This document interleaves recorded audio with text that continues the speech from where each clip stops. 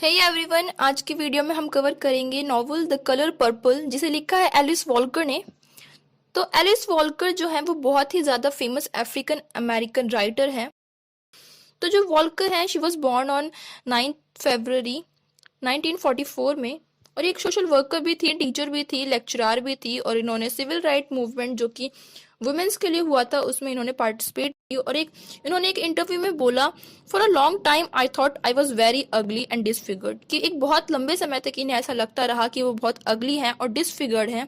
और जब ये अकेली थी तब इन्होंने लिखना स्टार्ट किया। तो आज हम इनके वर्क को कवर करेंगे, द कलर पर्पल, जो बहुत ही फेमस है और ये पब्लिश हुई थी 1982 में।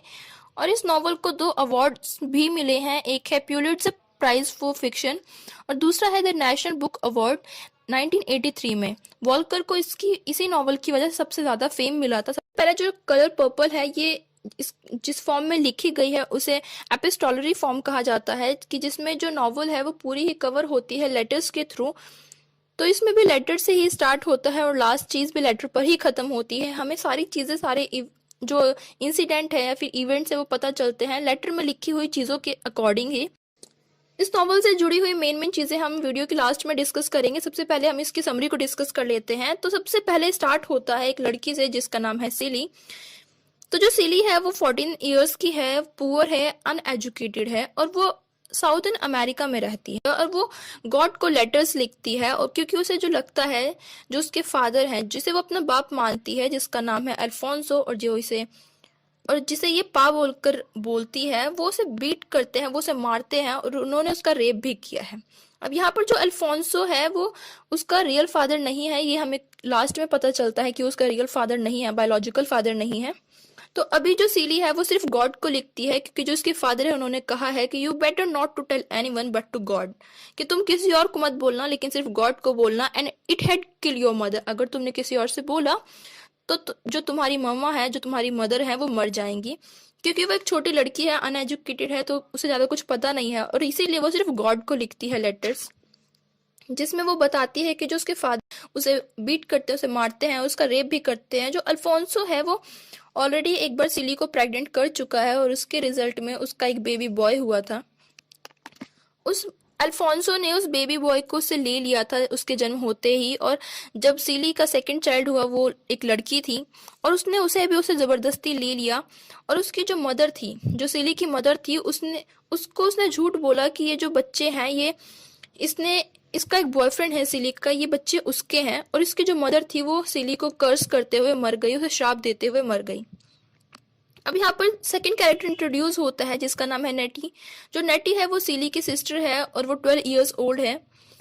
अब यहाँ पर जो सिली है उसे पता चलता है कि उसके फादर की उम्र का एक आदमी है जिसका नाम है मिस्टर डैश। यहाँ पर डैश यूज किया गया है क्योंकि यहाँ पर वो उसके पास अथॉरिटी नहीं है कि वो एल्बर्ट का नाम ले सके। तो इसे पता चलता है कि एक आदमी है जिसका नाम है मिस्टर डैश, वो नेटी से शादी करना चाहता है। और जो अल्फोंसो है यहाँ पर आकर मना कर देता है कि वो नेटी से शादी नहीं करने देगा, और उसके बदले में वो कहता है कि वो सीली से शादी कर ले, क्योंकि अब उसकी जो नजरें हैं वो सीली को छोड़कर नेटी पर आ गई हैं। क्योंकि वो उसकी रियल बेटियां नहीं हैं, तो फिर वो उन पे सेक्सुअल एडवांस चाहता है। अब जो मिस्टर डैश हैं, वो उन्हें एक ऐसी वोमन चाहिए, एक ऐसी लड़की चाहिए जो उसके बच्चों का ख्याल रख सके, उसके घर को संभाल सके। वो कहता है कि उसके 3 बच्चे हैं और जो उसकी मदर है वो मर गई है। वो यहाँ पर पता चलता है हमें कि जो एल्बर्ट है, जो कि मिस्टर डैश है, उनकी जो वाइफ है, उनका मर्डर कर दिया था। उनका एक जेलस लवर था, उन्होंने ही उसका मर्डर कर दिया था। और यहाँ पर जो सिली है उसकी शादी उससे करवाने की बात की जाती है, उससे शादी करवा दी जाती है। और कुछ दिनों बाद ही जो नेटी है वो पा के घर से, अपने फादर के घर से भाग जाती है, और वो आकर सिली के घर पे रहने लग जाती है। अब यहाँ पर जो मिस्टर डैश है, वो पहले ही नेटी को पसंद करते थे, तो अब वो यहाँ पर उसके ऊपर सेक्सुअल एडवांस चाहते हैं, उसके साथ रिलेशन चाहते हैं। और यहाँ पर जो सिली है वो नेटी को एडवाइस करती है कि वो यहाँ से चली जाए, और ये यहाँ से जाने के बाद एक वुमेन से जाके मिले जो कि ब्लैक वुमेन ही है, जिसे सिली एक बार स्टोर में मिली हुई होती है, और उसने देखा कि उसके पास खुद के पैसे भी हैं उस औरत के पास, और उसके बच्चे भी कितने साफ सुथरे हैं। ये उसे एडवाइस करती है कि वहां चली जाए। अब जो नेटी है वो यहाँ पे चली जाती है और प्रॉमिस करती है कि वो वहां पहुंचकर उसे लेटर्स लिखेगी, और वो कहती है कि सिर्फ मौत है जो उसे रोक सकती है उसके लेटर्स लिखने के लिए। और उसके बाद से नेटी का कोई लेटर नहीं आया। इसका मतलब जो सिली है वो समझ लेती है कि जो नेटी है वो मर गई है, नहीं तो उसका लेटर जरूर आता। अब जो टाइम है वो बीतता जाता है और जो मिस्टर डैश है उनके जो बच्चे हैं वो भी बड़े हो गए हैं। उनके बच्चे जो हैं वो सीली को बिल्कुल पसंद नहीं करते, हमेशा उसे परेशान करते रहते हैं। अब यहाँ पर जो उनका बेटा था, जो बड़ा बेटा था, उसका नाम है हरपो। तो जो हरपो है वो एक लड़की के प्यार में पड़ जाता है। उस लड़की का नाम है सोफिया बटलर। सोफिया जो है बहुत ही इंडिपेंडेंट है और बहुत ही स्ट्रांग गर्ल है, और लेकिन वो उससे शादी करना चाहता है क्योंकि जो सोफिया है वो प्रेग्नेंट है हरपो के बेबी से।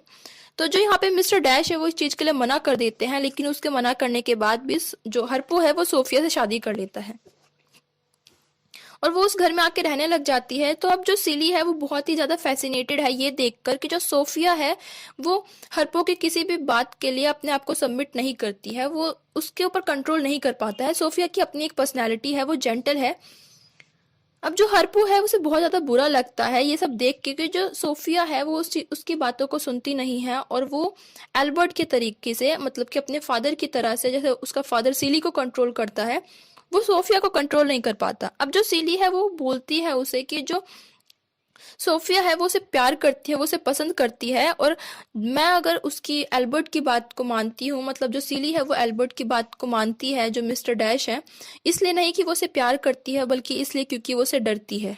अब जो सीली है वो थोड़ी सी जेलस होती है और वो हरपो को बोलती है कि वो सोफिया को बीट करे, उसे मारे। अब वो उसे मारता है लेकिन उसके बदले में सोफिया भी उसे मारती है, और बाद में जब उसे अपनी गलती रियलाइज होती है सिली को, तो वो सोफिया से माफी मांगती है और वो बोलती है कि कैसे वो जेलस है क्योंकि वो कभी भी अपने राइट्स के लिए लड़ नहीं पाई है और उसे हमेशा ही अब्यूज किया जाता है।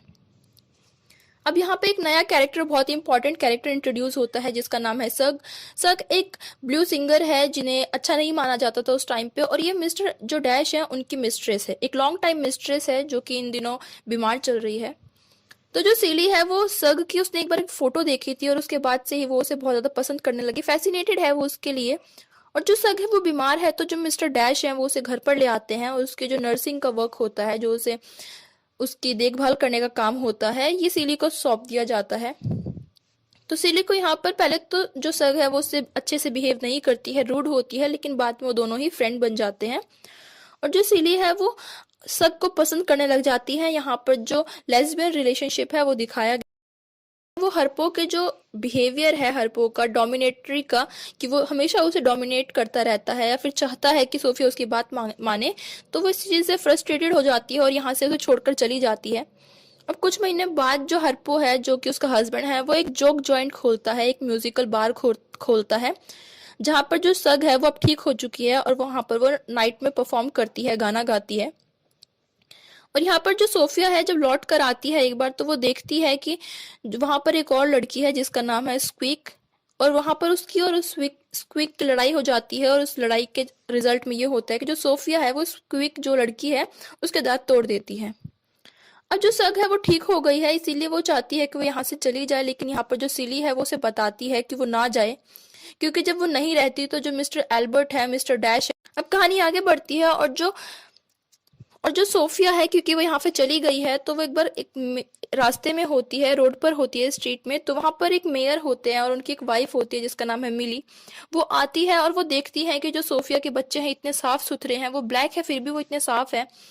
तो वो जो सोफिया को बोलती है कि वो उसकी मेड बन जाए, लेकिन जो सोफिया है वो कहती है हेल नो, और इसके बाद ही इसकी एक लड़ाई हो जाती है मिलर से और जो उसका मेयर था उससे, और उसका रिजल्ट ये होता है क्योंकि एक ब्लैक थे, तो जो पुलिस आती है वो भी व्हाइट का साथ देती है, और जो ब्लैक मतलब कि जो सोफिया है इसे पीटा जाता है, और इसका रिजल्ट ये होता है जो इसका हेड होता है वो आधा टूट जाता है, इसकी ब्रोकन रिब्स हैं और इसकी एक आंख भी तो फोड़ दी गई है, ब्लाइंड कर दिया गया है। इसकी जो हालत होती है बहुत ज्यादा खराब हो जाती है और इसे 12 साल के लिए जेल दे दी जाती है। बात आती है जो सोफिया है वहां से उसे रिलीज किया जाता है, लेकिन उसे अभी भी इस चीज के लिए फोर्स किया जाता है कि जिसने उसे कहा था, जो मेयर की वाइफ थी, कि वहां पे वो उसका मेड का काम करे, अब उसे जबरदस्ती वहां पर मेड का काम करना पड़ता है।